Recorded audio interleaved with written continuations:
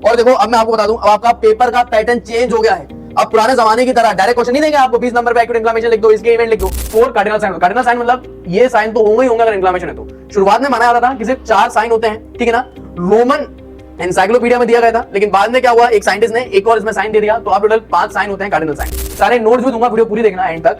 पहले ये समझ लो कॉस, अगर वीडियो की लेंथ बड़ी समझ लो उसमें इंफॉर्मेशन ज्यादा है, जाहिर सी बात है, छोटी वीडियो में इंफॉर्मेशन थोड़ी ना होती है। So hello everyone, this is Vishal Jharo. Right now you are watching MBBS मतलब झरो एमबीबीएस। और जैसा कि आपने थंबनेल देखा था, आज का अपना टॉपिक है एक्यूट इन्फ्लेमेशन। और एक्यूट इन्फ्लेमेशन जो है बेहद ही ज्यादा इंपॉर्टेंट टॉपिक है, क्योंकि यूनिवर्सिटी एग्जाम्स में ये सीधा अपने लॉन्ग में आता है। और देखो अब मैं आपको बता दूं, अब आपका पेपर का पैटर्न चेंज हो गया है। अब पुराने जमाने की तरह डायरेक्ट क्वेश्चन नहीं देंगे आपको 20 नंबर पे एक्यूट इन्फ्लेमेशन लिख दो, इसके इवेंट लिख दो। अब प्रॉपर इज्जतदार तरीकों से, क्योंकि अब उनको आपको डॉक्टर जो बनाना है, अब आपको पूरा क्लिनिकल केस स्टडी दी जाएगी। जी हाँ, पूरी डॉक्टर वाली फील लीजिए। अब प्रॉपर आपको क्लिनिकल केस स्टडी दी जाएगी कि भैया एक 20 साल का मेल था, उसका एक्सीडेंट हो गया, तो उसको सिम्टम क्या दिख रहे हैं, रेड हो गया उसका पैर का हिस्सा, स्वेलन हो गया, हॉट हो गया, पेनफुल हो गया। सो अब आप इन सारे क्वेश्चन का आंसर दीजिए। सो इस तरीके से अब आपको क्लिनिकल केस स्टडी दी जाएगी और आपको क्लिनिकल केस स्टडी अब सॉल्व करनी है। सो अब पेपर जो है मुश्किल हो चुका है, लेकिन डरने की कोई बात नहीं है। झरो एमबीबीएस हमेशा आपका साथ था। अगर पेपर का पैटर्न चेंज वो कर सकते हैं, तो हम पढ़ाने का तरीका चेंज नहीं कर सकते क्या? ये बड़ी अच्छी बात कही है। अब से मैं आपको पढ़ाने वाला हूं इस पैटर्न से, जहां पे आपको क्लिनिकल केस स्टडी मिलने वाली है, जिसके अंदर सब हेडिंग होंगे। मैं आपको एमसीक्यू बताने वाला हूं, क्योंकि नीट पीजी भी अब मैं निकलवाऊंगा आपकी। और ना सिर्फ ये, रीजनिंग के क्वेश्चन भी होंगे। याद रखना, रीजनिंग के क्वेश्चन बहुत ही जरूरी है, क्योंकि बच्चे क्लिनिकल केस स्टडी सॉल्व कर लेते हैं एक बार, रीजनिंग के क्वेश्चन नहीं कर पाते, जो कि 3 नंबर में आने। जैसे कि रीजनिंग का मतलब क्या है, आपसे सीधा ऐसे पूछेंगे कि why does redness occur at the side of acute inflammation, कि जब इन्फ्लेमेशन होता है तो लाल लाल सा क्यों हो जाता है जहां पे इन्फ्लेमेशन हुआ है। ये छोटी छोटी सी चीजें रीजनिंग के फॉर्म में पूछी जाएंगी, और आपको proper definition, pathological basis, clinical basis, आपको इस तरीके से आंसर देना पड़ेगा। तो ये सारी चीजें, चाहे क्लिनिकल केस स्टडी हो, रीजनिंग हो, चाहे वो एमसीक्यू हो, और पूरे टॉपिक को सही तरीके से पढ़ाना हो एनिमेशन वीडियो के साथ, आपको मिलते हैं मेरे ऐप पर। जी हाँ, मेरे ऐप का नाम है झरो एमबीबीएस। आप डाउनलोड कर लो, उसमें पैथोलॉजी का पूरा कोर्स है, जिसके अंदर हिमैट, सिस्टमिक के कुछ चैप्टर तो फ्री हैं। और ये तो छोड़ो, आईएमपी टॉपिक हो, बुक की पीडीएफ तो फ्री है ना, तो एटलीस्ट आप नोट्स के में तो ले ही सकते हो फ्री में। सो आप डाउनलोड करो ऐप, उसके अंदर सारी चीजें आपको मिलेंगी। ना सिर्फ ये, मैंने यूट्यूब पे भी स्टार्ट कर दिया है, मैं जनरल पूरा डालने वाला हूँ सेकंड ईयर का यूट्यूब में, चाहे वो पैथो हो, माइक्रो, फार्मा हो। तो चलिए बिना टाइम वेस्ट करे आज का टॉपिक स्टार्ट करते हैं, एक्यूट इन्फ्लेमेशन। सो एक्यूट इन्फ्लेमेशन की अगर मैं आपको डेफिनेशन बताऊं, और ये सारी डेफिनेशन मैंने रॉबिन्स से ली है। रॉबिन्स हुआ अपना रामदास नायक हुआ, हर्षमोहन हुआ, वन ऑफ द बेस्ट किताबें हैं सेकंड ईयर के लिए। सो एक्यूट इन्फ्लेमेशन की डेफिनेशन क्या है? Inflammation is a complex local response of living vascular tissue at the side of injury. अब बच्चे ये समझ नहीं पाते कि सर इन्फ्लेमेशन का मतलब तो सूजन होता है। सर देखो, आप जो होता है ना, मान लीजिए किसी के पैर में सूजन है, सूजन का अडीमा भी होती है। सो इन्फ्लेमेशन ये डिफरेंट टॉपिक है, अडीमा जो है वो डिफरेंट टॉपिक है। अब इन्फ्लेमेशन का मतलब क्या हुआ? देखो क्या होता है ना, कितनी बार अगर अपन को लग जाती है, जैसे कि कोई चल रहा था पैर से, उसको कांटा लग गया। अब कांटा लगा तो टिश्यू ऐसे नाचेगा तो नहीं, कांटा लगा, कांटा लगा, कांटा जैसे लगा, इंजरी जैसी हुई टिश्यू में, टिश्यू एकदम से क्या होता है ना, लाल हो जाता है और हल्का सा स्वेल हो जाता है। This is known as inflammation. तो जहां भी इंजरी होती है वहां पे आपको इन्फ्लेमेशन देखने को मिलता है। इन्फ्लेमेशन कौन करा रहा है? Living vascular tissue. सर इससे क्या मतलब है आपका? लिविंग वस्कुलर टिश्यू मतलब आपकी ब्लड वेसल, आपके ब्लड वेसल, और ब्लड वेसल के अंदर जो अपने टिश्यू रहते हैं, जैसे कि अपना हो गया प्लाज्मा सेल, न्यूट्रोफिल, मैक्रोफेज, ये सारे के सारे सेल रिस्पॉन्सिबल होते हैं अपने इन्फ्लेमेशन करवाने में। सो अब आपको ये जो डेफिनेशन जो है समझ में आ रही होगी। देखो, रटने से कोई चीज का मतलब नहीं है। अब आपको क्लिनिकल केस आने वाले हैं और आप डॉक्टर भी बन रहे हो। सो इस फॉर्म में मैं आपको पढ़ाऊंगा कि चीजें ऐसे समझ में आ जाएंगी।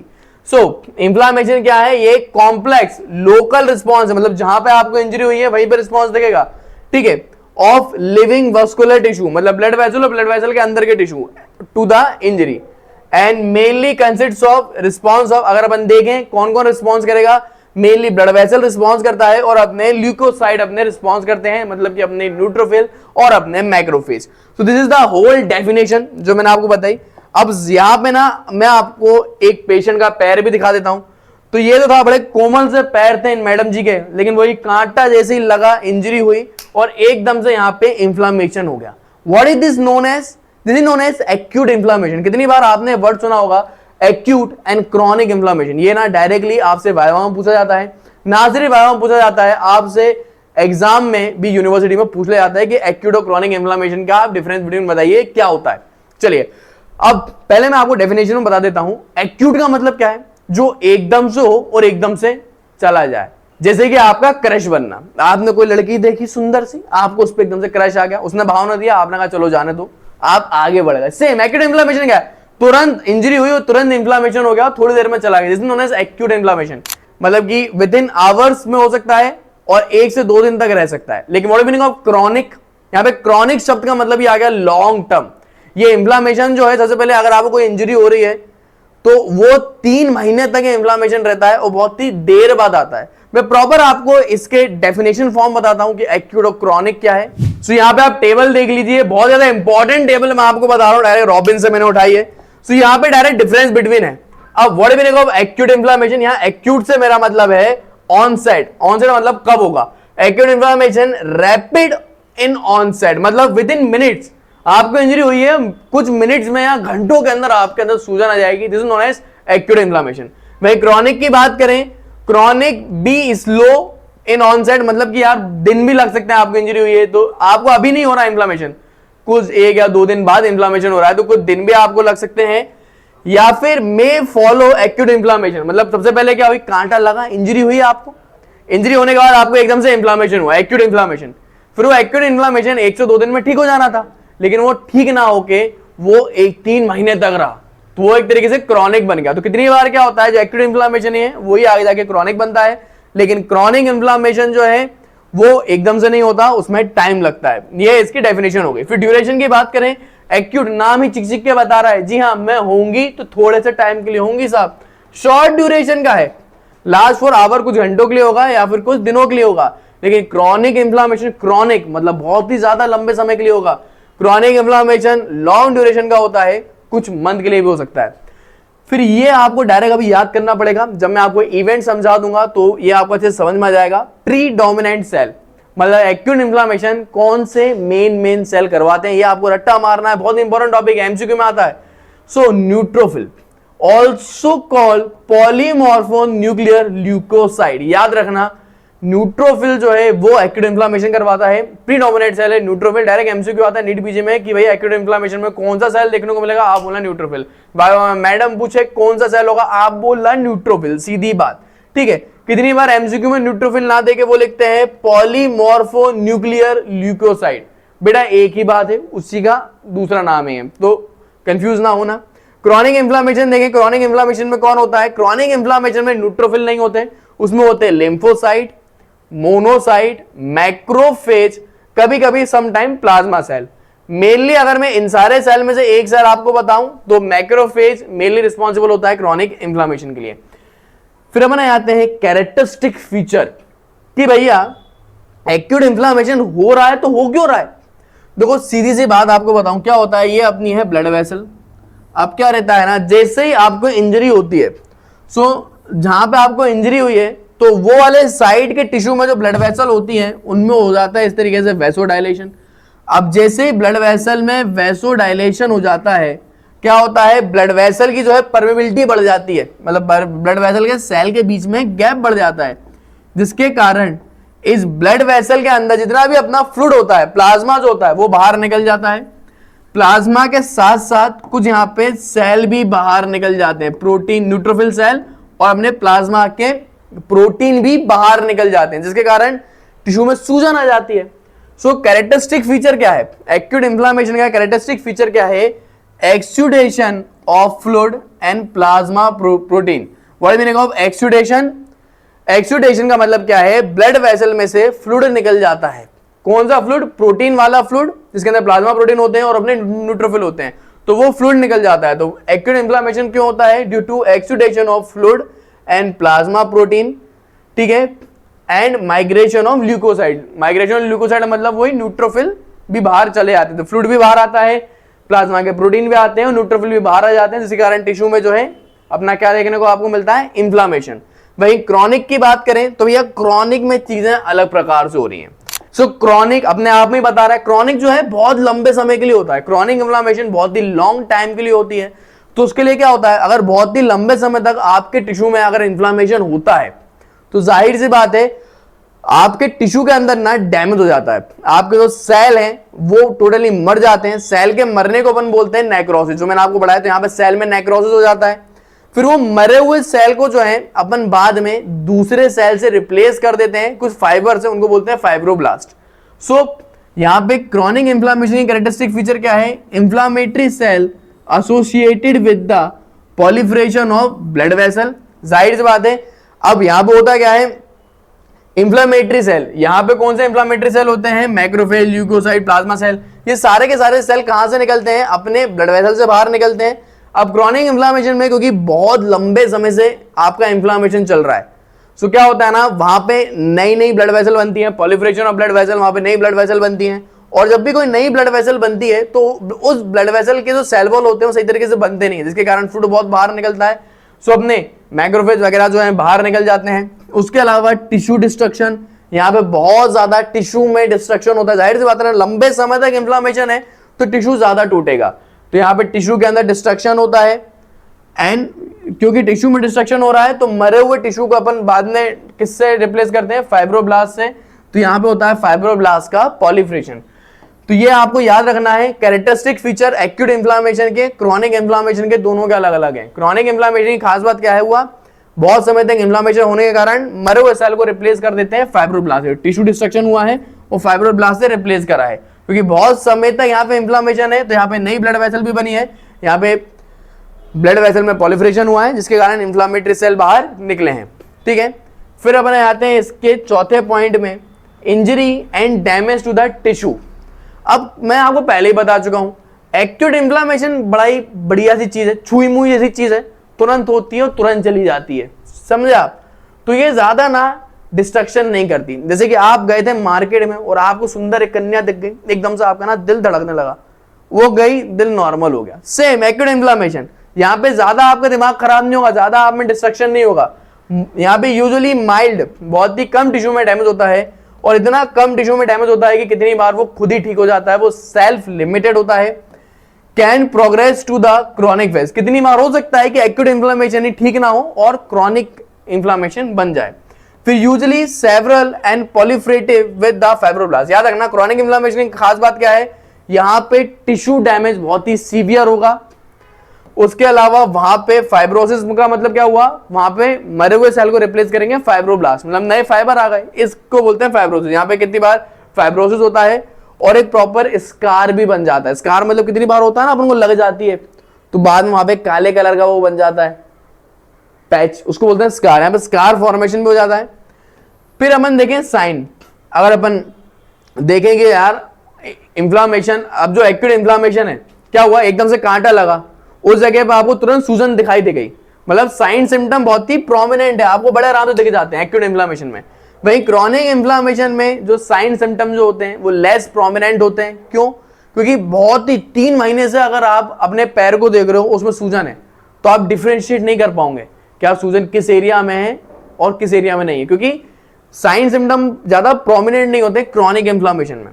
तो this is all about acute and chronic inflammation. अब अपन आते हैं यहाँ पे कार्डिनल साइन पे, वाइवा में पूछा जाता है, एमसीक्यू में आता है, बेहद इंपॉर्टेंट है। देखो इस तरीके से कोई नहीं पढ़ाएगा आपको पूरे हिंदुस्तान में, वाइवा में, एमसीक्यू में, नीट पीजी में, मैं हर चीज डिफरेंशिएट करता हूं आपके लिए, पूरी मेहनत। सो आप सिर्फ एक चीज करो कि अपने यूट्यूब, जितने भी आपके दोस्त हैं ना, उनको ये यूट्यूब की वीडियो की लिंक शेयर कर दो, अपने कॉलेज के व्हाट्सएप में कर दो, अपने सारे दोस्तों को दे दो। सो एटलीस्ट क्या होगा, उन लोगों को मालूम चलेगा कि जौहरी सर आप पैथो भी पढ़ा रहे हैं। एनाटॉमी में मैंने पास कराया फर्स्ट ईयर में, सेकंड ईयर की मेरी जिम्मेदारी, पूरा एमबीबीएस कराऊंगा आपको। चलो कार्डिनल साइन देखते हैं। पहले क्या हुआ था, माना जाता था कि 4 कार्डिनल साइन होते। कार्डिनल साइन मतलब ये साइन तो होंगे ही होंगे अगर इंफ्लेमेशन है तो। शुरुआत में माना जाता था कि सिर्फ 4 साइन होते हैं, ठीक है ना, रोमन एनसाइक्लोपीडिया में दिया गया था, लेकिन बाद में क्या हुआ, एक साइंटिस्ट ने एक और इसमें साइन दे दिया, तो अब टोटल 5 साइन होते हैं कार्डिनल साइन। सबसे पहला कार्डिनल साइन क्या है, रूबर। अगर लैटिन भाषा का अनुवाद निकालूं रूबर का, इसका मतलब होता है रेडनेस। मतलब जहां भी आपको इंफ्लामेशन देखने को मिलेगा वहां पे आपको हल्का सा लाल लाल दिखेगा वो एरिया। मतलब कि अगर मान लो इतने इतने टिश्यू में मेरा इंफ्लामेशन हुआ है तो ये टिश्यू मेरा एकदम लाल दिखाई देगा, यहाँ पे रेडनेस होगी। क्यों? क्योंकि जहां भी इंफ्लामेशन, जहां भी इंजरी होती है ना मेरे को, वहां पे क्या होता है ना, एकदम से increase in blood flow, blood flow मेरा बढ़ जाता है, ब्लड बहुत ज्यादा टिश्यू एरिया में जाने लगता है। उसके अलावा स्थैसिस, स्थैसिस का मतलब क्या है, वहां पे ब्लड जो है एकत्रित होने लगता है, जिसके कारण क्या होगा, मेरा उतना उतना एरिया रेड हो जाएगा। कैलर का मतलब क्या हुआ, यहाँ पे हीट, जाहिर सी बात है अगर उस टिश्यू में ब्लड ज्यादा जा रहा है, ब्लड फ्लो ज्यादा है, तो हीट भी ज्यादा जनरेट होगी। हीट क्यों हुई? Due to increase in blood flow. Tumour से यहाँ पे मतलब है एडिमा या फिर स्वेलिंग, आपको हल्का सा वो एरिया सूजा हुआ देखने को मिलेगा। क्यों? क्योंकि इंक्रीज वस्कुलर परमेबिलिटी, मैंने आपको अभी बताया। क्योंकि यहां पे क्या हुआ, जैसे इंजरी होती है तो एक नॉर्मल मान लो ब्लड वेसल है, वो कैसी होती है, वैसोडाइलेट हो जाती है, वो साइज में बढ़ जाती है। जैसे ही वैसोडाइलेशन होता है ये ब्लड वेसल की परमेबिलिटी बढ़ जाती है, ब्लड वेसल के साइड से जो फ्लूइड जो है वो बाहर निकलने लगता है। यहाँ पे डॉलर का मतलब हुआ पेन। जी हाँ, कुछ केमिकल, अब जब भी इंफ्लामेशन होता है ना तो कुछ केमिकल मीडिएटर बनते हैं, जैसे कि प्रोस्टाग्लैंडिन्स, काइनिन्स, ये क्या करते हैं, उस एरिया में पेन करवाते हैं। ये पहले भी थे 4 साइन, अब एक नया साइन ऐड हुआ है, लॉस ऑफ फंक्शन। जी हाँ, ये एडिशनल है जो अभी ऐड हुआ है। किसने करा है ये भी वाइवा में आपसे पूछ लिया जाता है, वर्कआउट करके एक साइंटिस्ट है उसने करा है। अब कितनी बार क्या होता है, इंफ्लामेशन अगर हुआ है तो वहां पे उतना एरिया फंक्शन भी नहीं होता, लॉस ऑफ फंक्शन हो जाता है। तो 5 cardinal sign, pain, warmth, redness, swelling and loss of function, यह अपन को याद रखना है। फिर अपन आ जाते हैं कॉज पे। जी हाँ, मेन मुद्दे की बात करें, डेफिनेशन आपको समझ में आ गई, कार्डिनल साइन आपको दिख गया, आप पेशेंट को देखोगे तो आप समझ जाओगे। अब सीधी बात अपन करते हैं कॉज कि सर ये हो रहा है तो हो क्यों रहा है, यूनिवर्सिटी में कैसे क्वेश्चन आते हैं, कैसे केस स्टडी सॉल्व करनी है वो भी बताऊंगा। रुक जाओ 5 मिनट, सारे नोट्स भी दूंगा, वीडियो पूरी देखना एंड तक। पहले ये समझ लो कॉज, अगर वीडियो की लेंथ बड़ी है समझ जाओ उसमें इंफॉर्मेशन ज्यादा है, जाहिर सी बात है, छोटी वीडियो में इंफॉर्मेशन थोड़ी ना होती है। सो कॉज की अगर अपन बात करें, क्यों हो रहा है, क्यों इन्फ्लेमेशन हो रहा है, तो भाई हो क्यों रहा है, सीरीज से अपन बात करते हैं। सबसे पहला कॉज है इन्फेक्शन। अगर आपको किसी भी प्रकार का बैक्टीरियल, वायरल, फंगस या पैरासाइटिक इन्फेक्शन है, सो अगर इस एरिया में अगर आपको बैक्टीरिया, फंगल या फिर वायरल या पैरासाइटिक इन्फेक्शन हुआ है, सो इतना एरिया जो है टिश्यू एरिया वो इन्फ्लामेशन हो जाएगा। सो इन्फेक्शन एक बहुत इंपॉर्टेंट कॉज है। उसके अलावा टिश्यू नेक्रोसिस, मतलब टिश्यू में अगर इंजरी हुई है, जो 2 प्रकार से हो सकती है। एक होता है इस्चीमिया।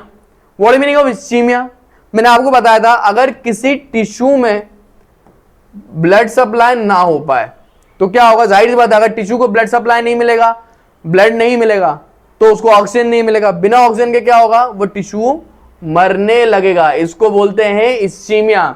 ब्लड वेसल अगर बिना ब्लड के टिश्यू मरे तो उसको बोलते हैं इस्चीमिया। अब एक बीमारी है जो कि मैं ही आपको पढ़ाऊंगा सिस्टमिक में, मेरे ऐप में दी गई है, डाउनलोड करो यार, बहुत शानदार ऐप है मेरा, उसमें सब बहुत सारी चीजें फ्री भी हैं।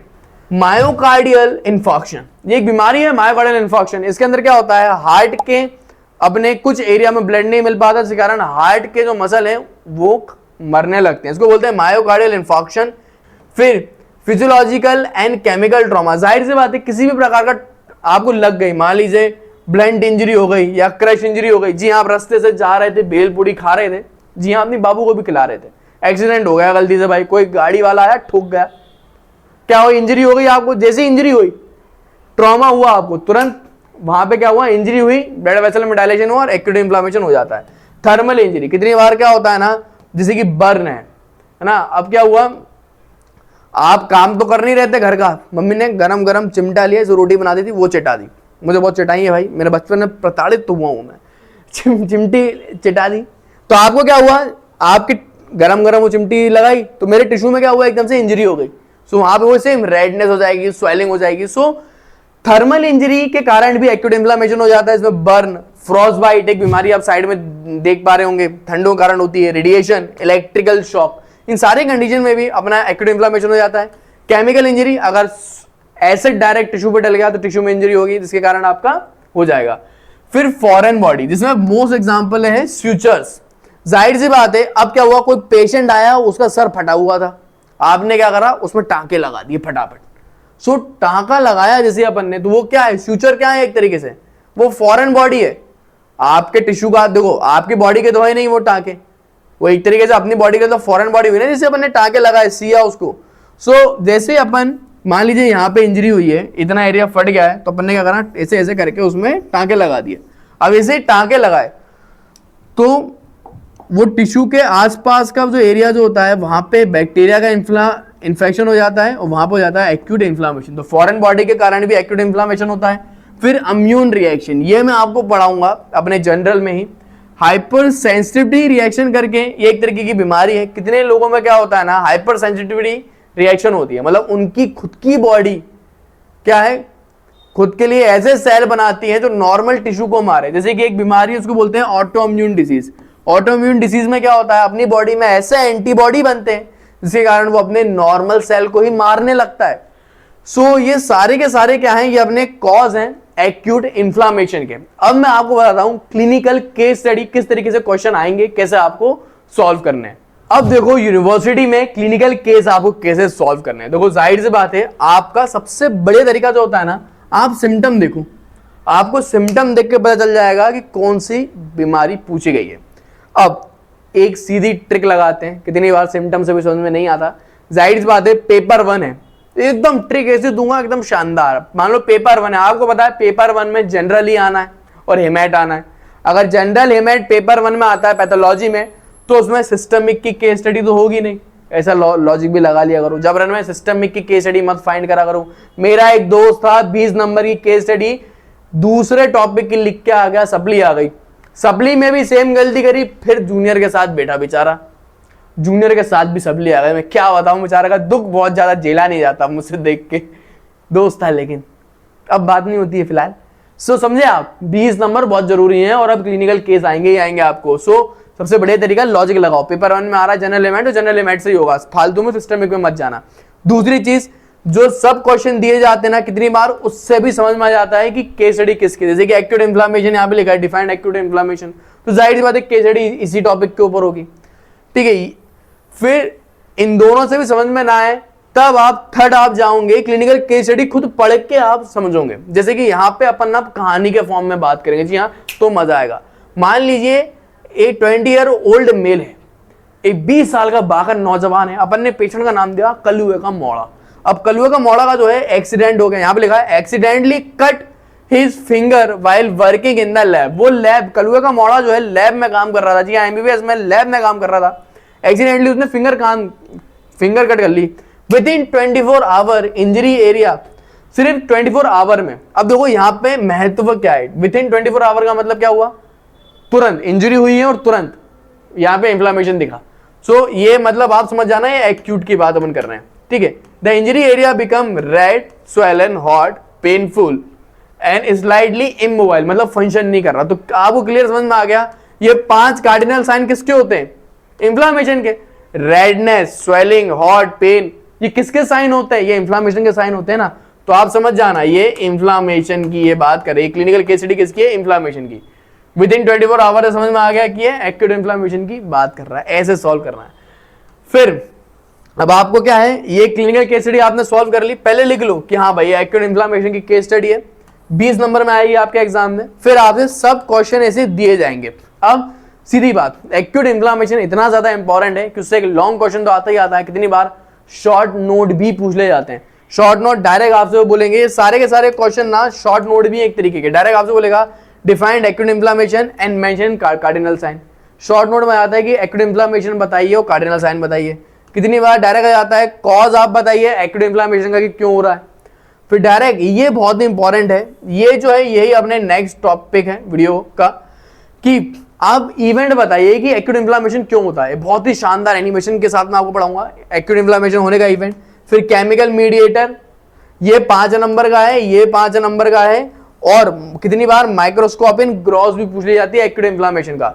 सो इस तरीके से आपको क्लिनिकल केस स्टडी सॉल्व कर रही है। जी हाँ, जाइए मत, अभी खत्म नहीं हुआ है भैया, इतने प्यारे तरीके से पढ़ा रहा हूं, अभी एमसीक्यू भी है। चलिए आते हैं अब एमसीक्यू पे।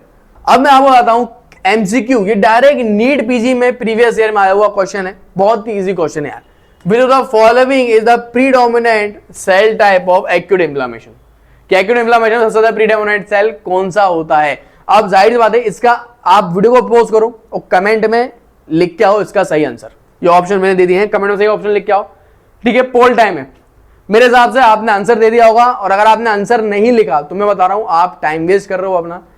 अगर देखो मैंने ना पढ़ाने का तरीका बदल दिया है, अब मैं पढ़ा रहा हूं बहुत इंटरेस्टिंग वे में, तो आपको भी पढ़ना पड़ेगा इंटरेस्टिंग वे में, सीधी बात है।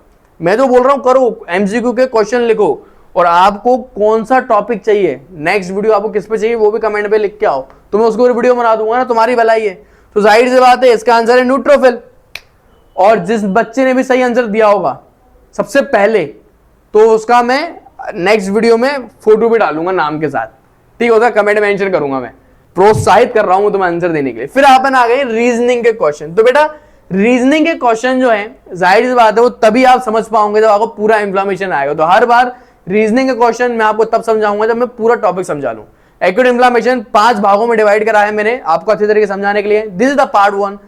पार्ट 2, जी हाँ, नेक्स्ट पार्ट जो है उसके अंदर मैं आपको बताने वाला हूं किस तरीके से अपना एक्यूट इंफ्लेमेशन होता है। सारे इवेंट इसके बताऊंगा, सेलुलर इवेंट और इसके ब्लड वेसल के सारे इवेंट बताने वाला हूं। सो नेक्स्ट वीडियो है, अगली कहानी अब कंटिन्यू होगी नेक्स्ट वीडियो से। कलयुग का मोड़ का हुआ था हुआ गया, वीडियो आपको मिल जाएगी नीचे, लिंक में दे दूंगा डिस्क्रिप्शन में। मेक श्योर ऐप डाउनलोड करें, और जी हाँ नोट्स मेरी वेबसाइट पर अवेलेबल है, इसका नाम है जौहरी एमएस। ऐसे नोट्स हैं, लिंक नीचे दिया है, डाउनलोड करो और तुम्हारा सारी चीज हो जाएंगी।